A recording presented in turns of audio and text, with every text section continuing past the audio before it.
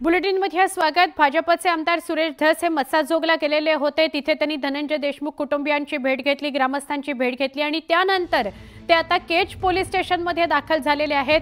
Police निरीक्षकांची ते भेट घेत आहेत, तिथे त्यांच्याशी ते संवाद साधतील।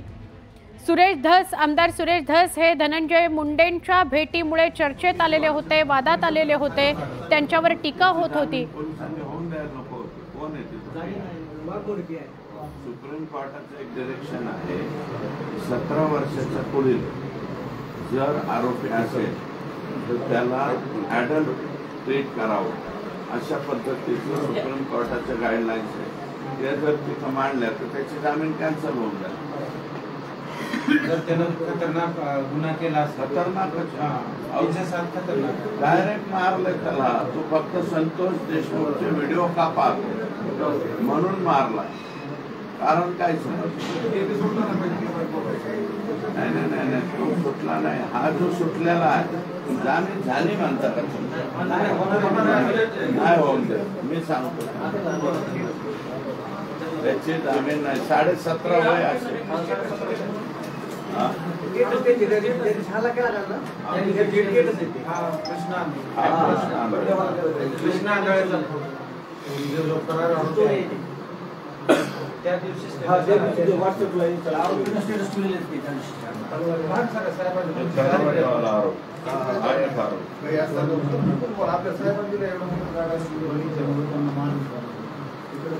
टीव्ही नाही जबून दिसते हो, प्रेम दिसते।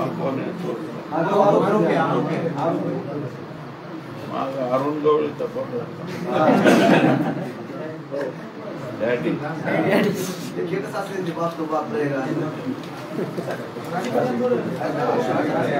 नवीन पिढी आहे ना,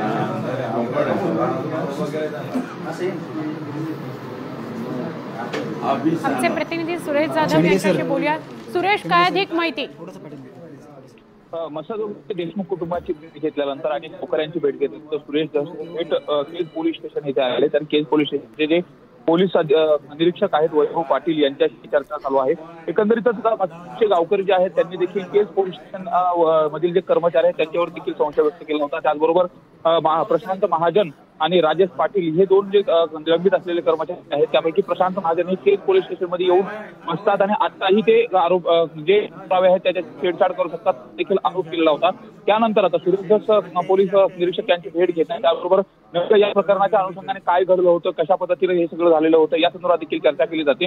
त्यामुळे आताची सुरेश धस यांची जी केज पोलीस स्टेशन मधली भेट आहे ती अत्यंत महत्वाची आहे, कारण मस्साजोगच्या गावकऱ्यांनी प्रशांत महाजन यांच्यावरती गंभीर आरोप केला होता आणि ते केज पोलीस स्टेशन मध्ये येऊन बसतात आणि या ठिकाणी बसून काम करतात, मग ते आरोप जे पुरावे आहेत त्याची छेडछाड करू शकतात असा आरोप देखील केला होता। त्या अनुषंगाने आता सुरेश धस काय चर्चा करणार आणि त्यानंतर माध्यमांनी काय प्रतिकार देणार हे देखील पाहणं महत्वाचं आहे।